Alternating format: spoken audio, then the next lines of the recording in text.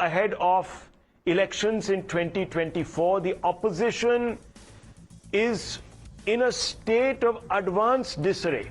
The one man around which the opposition thought it could build some sort of unity is today, viewers, sending out ripples of discomfort to the rest of the opposition. Sharad Pawar, viewers, on your screens right there in the middle, in the midst of a book launch of the second edition of his own autobiography, made an announcement that has completely thrown the opposition into a tiz. Now, viewers, what do we know? We know that the veteran leader, having a public life over 5 decades, announced that he is hanging his boots up as party president of the NCP. He, however, said he won't retire from active politics and from public life. The 82-year-old said that a panel of senior party leaders would now draw a future course of action. The announcement left the senior party leaders surrounding him teary-eyed, and you can see those pictures, everyone sort of clutching at their hankies and wiping their eyes, their moist eyes. Most of these leaders then made fervent appeals to Pawar to reconsider his decision. Look at those pictures there, it's pretty clear. Let's listen into some of those leaders from the NCP who said, please don't go, don't abandon us. Listen in.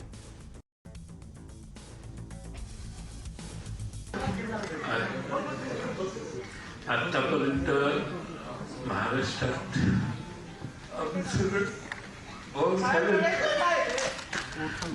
अजूनही पवारसाहेब यांनी पक्षाचं प्रमुख नेतेपद राहणं हे महाराष्ट्रापुरतंच नाही तर देशातल्या राजकारणासाठी, देशातल्या जनतेसाठी आणि वेगळ्या राज्यातल्या लोकांच्यासाठी देखील गरजेचं आहे. आज राष्ट्रवादी काँग्रेस पक्ष पवारसाहेब या नावानेच ओळखला जातो आणि असं अचानक पवारसाहेबांनी बाजूला जाण्याचा पवारसाहेबांनाही हक्क नाही.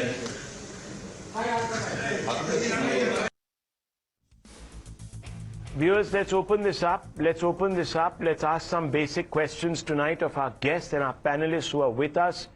The opposition completely caught off guard. Now there are more contenders, viewers, than there are perhaps seats in the House of Parliament.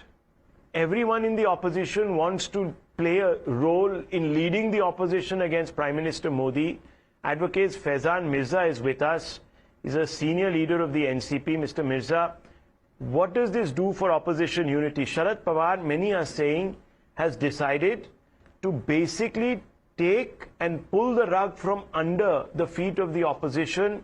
He has put a clangor in the works of the opposition. He'd already done so by disagreeing with Rahul Gandhi and the Congress party on their take on the Hindenburg report and on disrupting the House on the Adani issue, or the Modani issue as they call it. Then he broke ranks with the opposition when it came to questioning the Prime Minister's credentials. There have been several instances when he has done so in just the last 1 month, and now comes this. Are we going to have a situation where the opposition will be fighting first amongst themselves, not for the people, amongst themselves for who gets a shot at power? Is that where we are at, Mr. Mirza? First of all, this is a very shocking decision by Sahib. It has really shocked us very much. और आज महाराष्ट्र में जो हुआ है ये हम लोगों को बहुत ही इससे दुख पहुंचा है.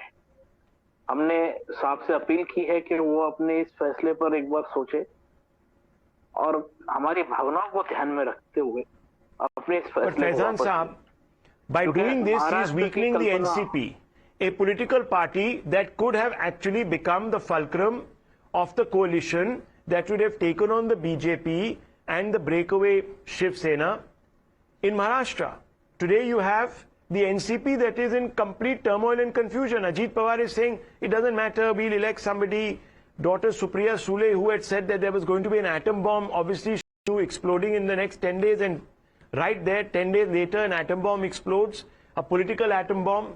Sharad Pawar decides to relinquish his post, complete disarray.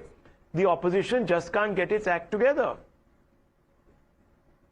No, you're giving a walkover to the BJP. What's happening? No. This is just negative publicity. don't think that we will go with anybody. It's not, sir. Our He's pride resigned. will come Hang back. on. Let me ask Sanjay No, Jha. no, Let me you bring in are also you are saying that. Mr. No, you are Tushar saying Gupta. that. Let me bring in Mr. Tushar Gupta. Mr. Tushar Gupta, how do you view this? A democracy is only as strong, many people say, as the opposition is. The opposition constantly talks about the demise of democracy in this country, declining democratic index. But when it comes to holding up their side of the bargain, which is unitedly questioning the government, which is a majority government no less, it can't do so because it is fractured. Am I wrong? Tushar Gupta, who's letting down the people here?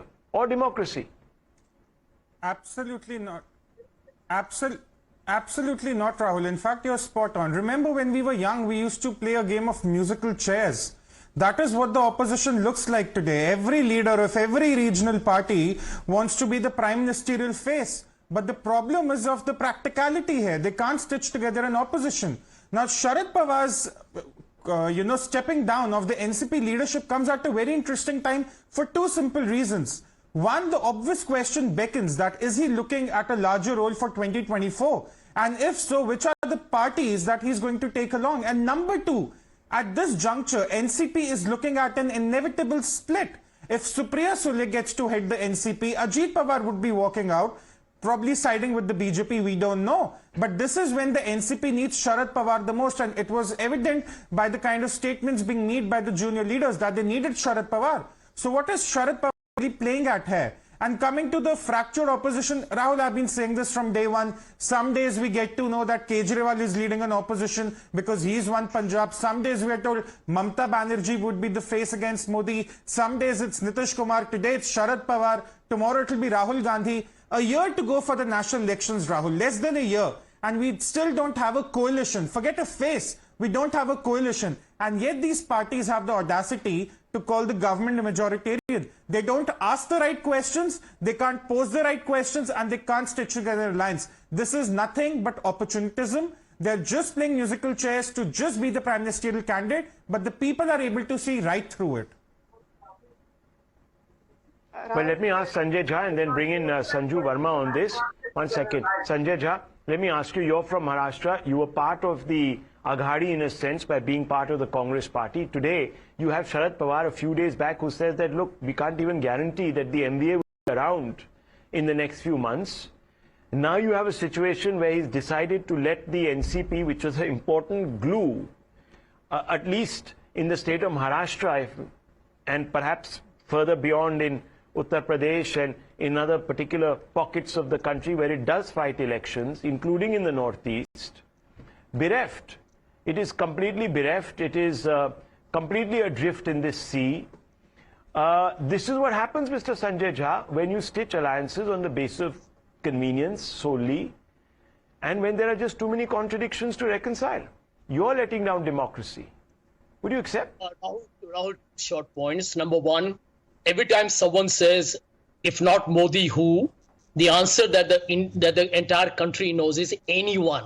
And everyone will be a better prime minister than what Mr. Modi has done over the last 8 years. Your second point is valid. I think this is a serious problem for the NCP to resolve internally. Because for a regional party, because it's lost its national party tag, it is always a problem in the age of Operation Lotus and Operation Kamal, where MLAs can be poached left, right, and center in broad daylight. It's a new normal, by the way, with Mr. Amit Shah as the Home Minister. Then I think regional parties are vulnerable to being broken. And you saw what happened to Uddhav Thackeray Shiv Sena. So I do believe that NCP has to resolve this internal crisis. And yes, I'm going to concede with you that if the NCP were to become fragile, it is not good news for the MVA. I'll agree with that. May I? Okay, quick response, Sanju Verma. A quick response. Oh my God. Anyone can be PM. My God. Anyone can challenge the Prime Minister. Okay. Rahul, thank you. I think there was a slight confusion about my surname, but you've clarified that.